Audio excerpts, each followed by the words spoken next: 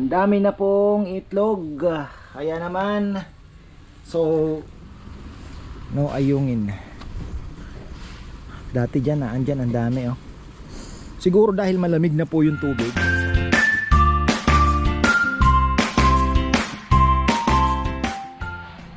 Uy, ayan, magandang buhay. Ikot-ikot ulit tayo dahil ang habagat po ay nagbapadya na naman ng one more. Here we go again. Sabi ko nga. Ayan o. Apaw. Punong-puno na naman po. At yung ano doon, may umaano pa. Lumalabas pa. Ayan po, punong-puno na naman tayo. Grabe. Na-twist yung aking likod mga ka-farmer. Sakit. Ay.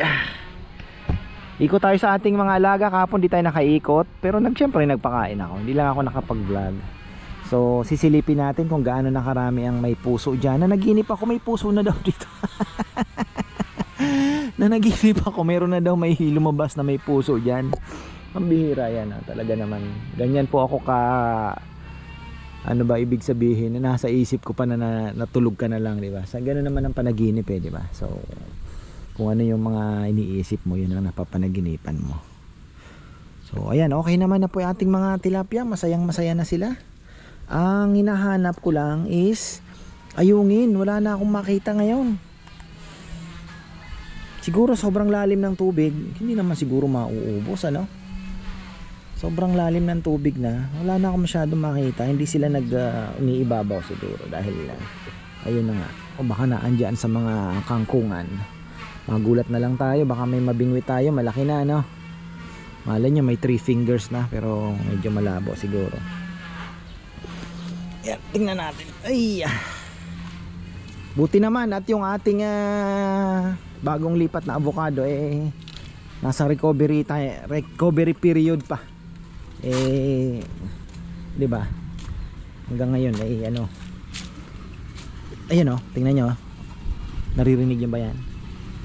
Oh. Ibig sabihin, umaapaw pa po, may tubig pa nang gagaling sa taas. Wala nang nahuhuli. Wala nang pumapasok. Ayan.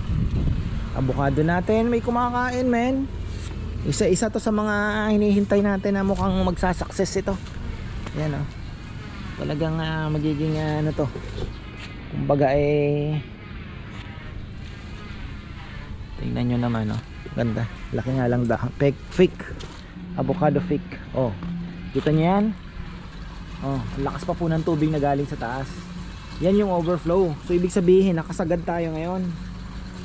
Yan po yung overflow ng tubig natin. Kita nyo?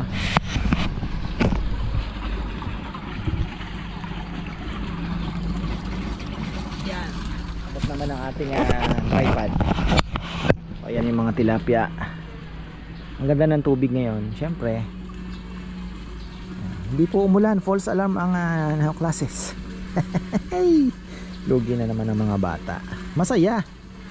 Pero syempre, ayan, nagdeklara sila nang walang pasok. At mukhang next week mayroon na naman po tayong ganun na naman na senaryo.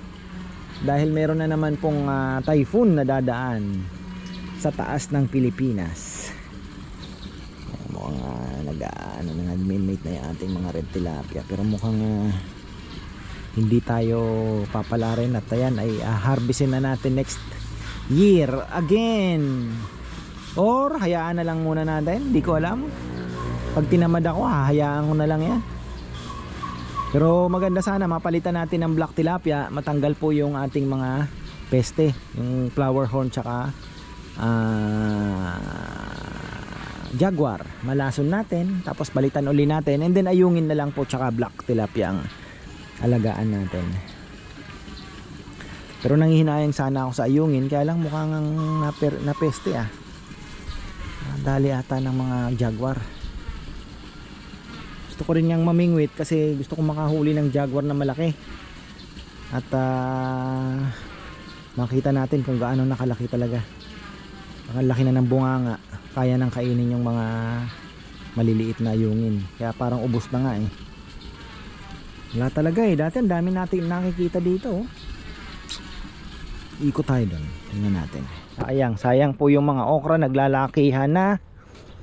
Lumalaki na yung mga okra, hindi na napipitas. Ayan ang haba oh. Sayang.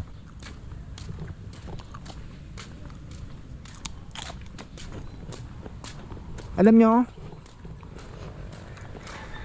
may problema tayo sa carabao manure. Simula nung naglagay ako ng carabao manure, inatake ng beetle tong ating nyug. Alam nyo kung bakit? Di ba yung malalaking uod, pag nag-ano kasi yun, beetle yun. Siguro may nakakalusot, syempre, di ba? Yun. Kaya may mga nakalusot na beetle. Kagaya niyan, oh. Tingnan nyo.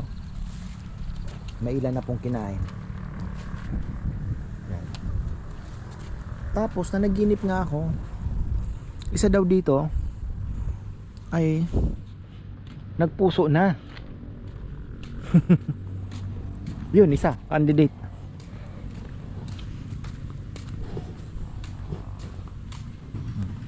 Ito, isa, candidate din yan. Panaginip lang pala talaga. Ayun oh, tatlo ang dinali ng beetle. Ayun pa isa oh. Ay, gusto kaya yung ating yung tubig po na ano, nanggagaling sa taas yun. Ibig sabihin may maagos pa galing sa taas. Taas ng tubig oh.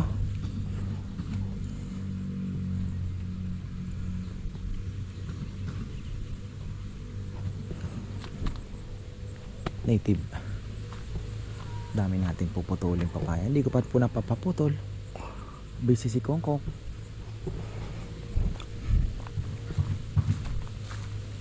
Yung ano natin, asola, wala na. Nalusaw ng ulan. Tinamaan din po ng ano, patak ng ulan ba. Ayan, so sana wag naman nakabuti ng ulan. Kung uulan, mukhang ang dilim na naman. Pero hindi pa po bumabagsak yung kagaya kahapon. Lakas talaga kahapon.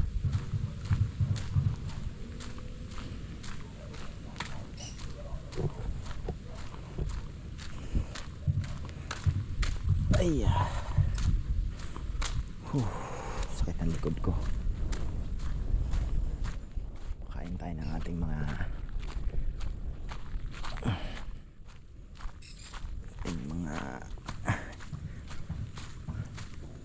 Nokman. Oh, lapit akong bumili ng pagkain. Ngayon kasi binibili ko 25 kilos na.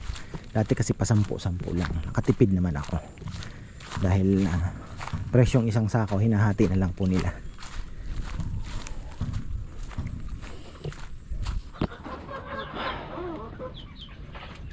Okay naman, they are happy syempre. Medyo ano lang talaga sa ulan. Binugbog sila ng ulan eh.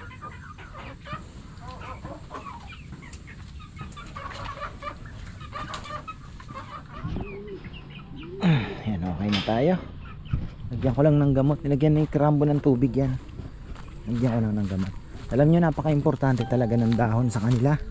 Paano kaya natin magagawa ng paraan na eto kasi ngayon tubig yan. Sabi nga ni Farmer Andy Meneses, bro, babalik din yan kahit pakawalan mo na muna. Problema natin ito, tubig ngayon. Ayan o, kakainom pa sila ng tubig ulan. Yan ang problema pa. Dito tayo dadaan kasi iikot tayo sa kabila. Tingnan nyo oh. So at least nakita natin hindi talaga feasible. Talagang alanganin. Tingnan nyo naman. Look at that. Ito yung sinasabi ko noon. Sabi ko, mas mataas yun doon. Yung tubig may iipon dito. Kita nyo? Water world. So gagastusan na naman to. Mangyayari, tayo po ay magpapatambak. Dahil hindi naman po pwedeng ganito ito. Diba? Kailangan dito tambak. Tapos yung payloader ba yan? Yung susudsud ng lupa para mapa ano natin. Pero talagang kailangan ng tambak pa dito. Ayan po ang tubig. Oh. Dahil kahapon at kagabi napakalakas po ng ulan. Oh. Kita nyo, kailangan natin talagang gumawa ng kanal. Yeah. Kailangan kanal, oh. Kita nyo yan. Tingnan lang natin yung itlog ng mga bibi. May naglilimlim na. Baka naglilimlim na. Di ko nakita yung, ay, ang daming itlog doon, oh. Naku, hinukay. Buti na lang. Sayang yung mga itlog, ah. Masasayang yung itlog natin. Okay. Hindi naman natin ini-expect. Sabi, taas ng tubig dito. Ito yung kanal na dapat natin gawin dito, oh. Tapos yung pa yung sinasabi ko, parang ka-level na nung tubig yung tubig dito. Kailangan taasan. Ay, kailangan habulin tong lupa na to. Pag ganun.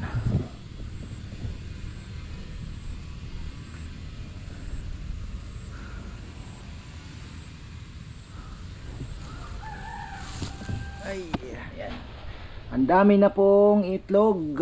Kaya naman, so galing sa labas yan, bagong itlog yan. Kailangan naman natin ikulong. Yan, oh.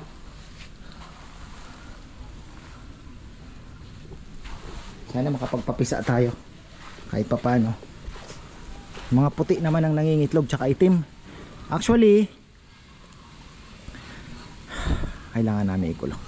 Ayan na naman ako. Ay, hindi ko kasi magalaw ang aking mga tauhan. Sumakit pa yung likod ko. Aray mo.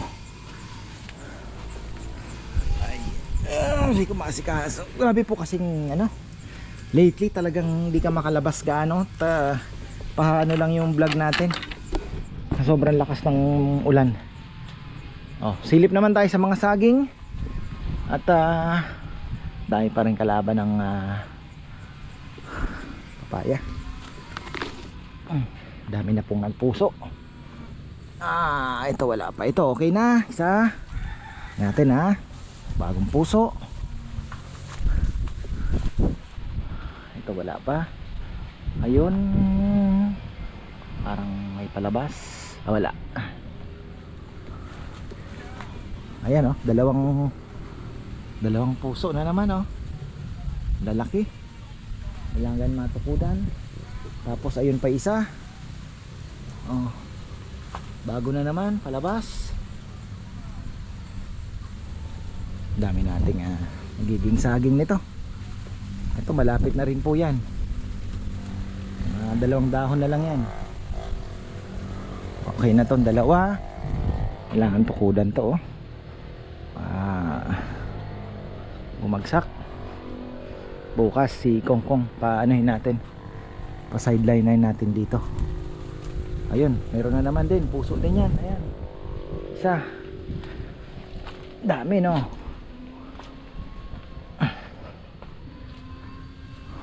Ayun, okay na.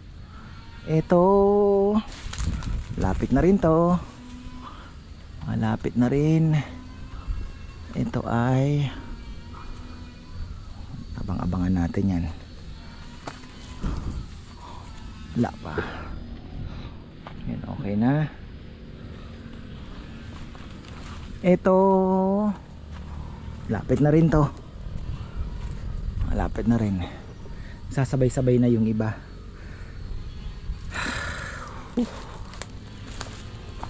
Yung ating papaya dito sana makasurvive. Mga bunga na eh. Sana po makasurvive. Mga pinaghukayan, mga namingwit. Yan, mga pinaghukayan, mga namingwit. Grabe sakit ng likod ko.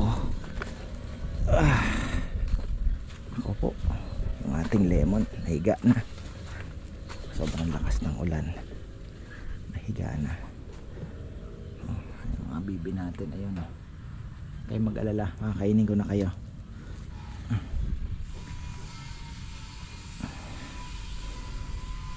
problema natin, kita niyo po yun. Yun yung tubig na maximum na yan. Ngayon yung tubig niyan dito, ganun na yan. Yan na yan yung tubig, naka maximum.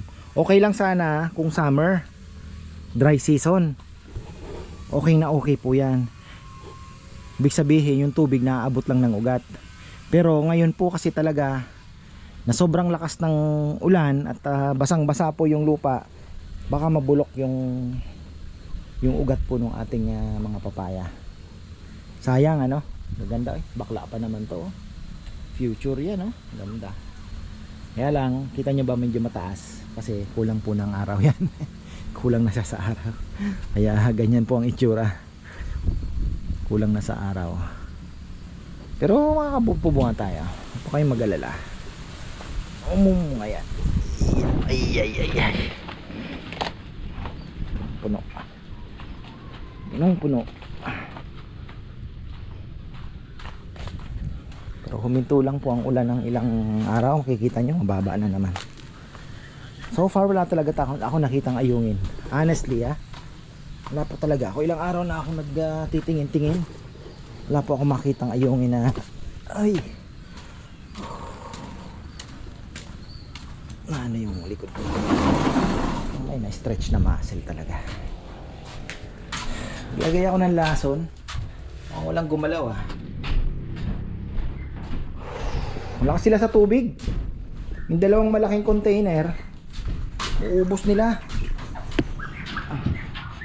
Ito hindi pwedeng mag-asawahan kasi yung 5 dyan magkakapatid. Kakapatid po yung 5. Ay.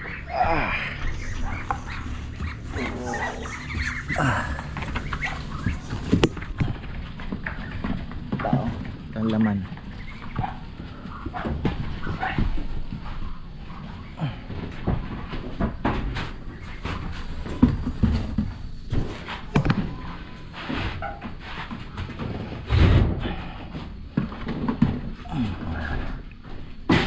Natin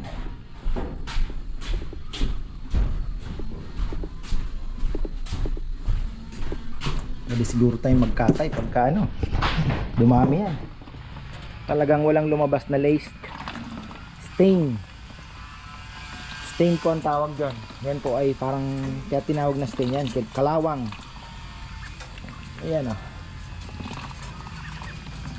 challenging talaga magpalabas. Kaya pala yung mga ibang breeders, yung combination na kanilang hen at drake na nakakapag-produce ng mga magagandang kulay, ayun po yung jackpot sila. Talagang mag-aano ka, susubok ka. Ito po, light barred. Ayan. Ayan yung ating ipapares doon sa ayan, huli nating pupuntahan yung ating dark barred naman. Ang ganda na ngayon. So yung mga ganong ducklings, nakakapagpalabas po ng ganong ducklings, swerte. Kumbaga nakuha nila yung right combination. Kaya nakakapagpalabas po sila ng ganong kagaganda. Kahit yung ganito lang na ayan ganda din po. Hen po yan, liit. Kita nyo, maliit siya. So ang hen dito, ito, the rest barako na. 1, 2, 3, 4, 5 barako po yan. Kitang kita nyo, yan po yung hen. Medyo maliit talaga ang kanilang build. So sa 5 kinuha ko, 4 ang barako. Pero nila yan, sinexing nila. Hinahanap pa namin yung barako kasi ako ang pumili ng kulay niyan ayan, pero ayun nga, parang mali kasi parang 2 barako lang ang napili namin.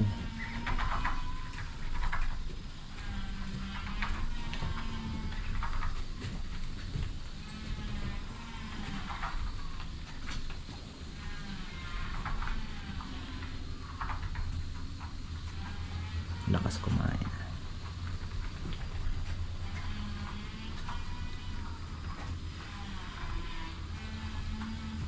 One day eat. One day eat sila. Ay, dami itlog doon sa kabila, kita nyo yan.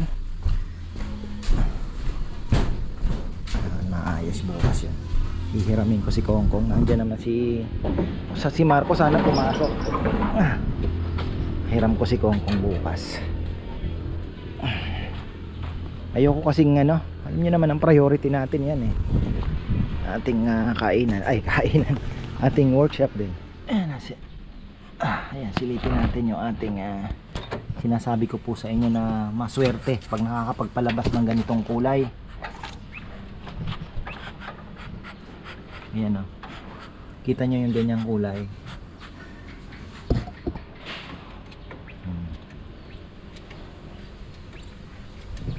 So ngayon ito ipapares natin to dun sa light na ganito din. Hopefully yung pares na yan ay makapaglabas po ng mga ganito. Pag ganito po ang ilalabas, swerte tayo kasi ang bentahan, hopefully makabenta rin tayo. Ang bentahan po ng ganyan ay nasa mga 5k po ang isa. Ang ganyan na kulay. Mura na yan sa 5k, lalo na yung mga dark na ganyan. Ayan po ang ating munting ikot ngayong araw. At mukhang ayan na naman po yung habagat. Ay, ano yun tayo. Wala talaga akong makita ang ayungin. No ayungin. Dati dyan andyan ang dami oh.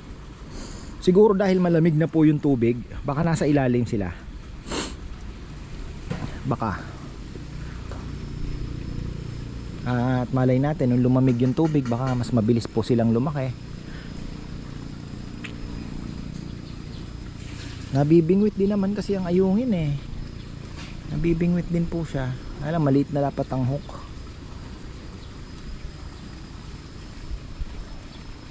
Ay, ayan po yung bundok ko. So stretch ako mamaya. Ay, bakuna pa naman si Naynay. Last vaccine niya.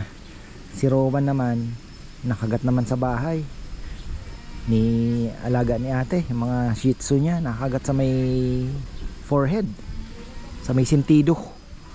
Pero yun nga, katatapos lang po ng vaccine niya, kaya sabi nung doktora, dinala namin, ang sabi ay obserbahan na lang yung aso at si Rowan.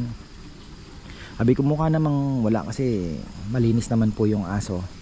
Tapos sina ate at sina kuya lagi naman pong nakakagat, wala namang nangyayari sa kanila. So sabi ko okay lang. Pero syempre kakabahan ka pa rin. Pero yun nga, ang aso po palang may rabies, mamamatay talaga. Kaya pala nung makwento ko lang meron po kasing aso dito na dati long time ago, mga 2014, 2015, ganon. May aso dito sina Marisa, sina Gary, Chuchu ang tawag. May nakapasok po ditong parang asong ulol, nakagat siya. So after 2 weeks, namatay din. Siguro na-rabies nga siya. So ganun pala, pagka na-rabies po ang aso, nagka-rabies siya, within ilang 2 weeks ata, mamamatay. So napakamalas mo naman pag nakagat ka na saktong, 'di ba? Ganun pala. So so hindi ibig sabihin na yung aso mo ay matagal mo nang alaga, may rabies siya, hindi, mamamatay daw po talaga. Sabi ng nung i-inject, tinanong ko kasi bakit ka ako namamatay pag hindi, kasi sir sabi niya pag may rabies na ang aso mamamatay na talaga. So ibig sabihin ka ako malas mo pag nakagat ka na saktong nag-oo, sabi niya. Yun kaya lang sabi niya, kaya marami ang nakakagat na ganoon kasi aggressive yung mga aso pag nagkaka-rabies. Oo nga sabi ko. Yung iba daw parang nababaliw na, hindi nakakakilala ng amo. Tapos yun nga, yung nakasalamuhan ng asong gala, tapos parang nababaliw na rin. So nagiging aggressive daw, kaya nakakakagat. So yun ang paliwanag. So ayun, at hanggang dito na lang mga farmer. At tatapusin ko pa yung vlog ko dito sa ating excited ako, may bago tayong karpentero. Mukhang malaking maitutulong sa atin. At siya daw ang gumawa ng ating kalesa na binili ko kay Tatay Taboyong pala. So sabi ko kaya natin gumawa nun. Oo, sabi niya basta may banso lang. So ayan, abangan po ninyo at makakagawa tayo ng kalesa. So ayan, marami pong salamat at magandang buhay.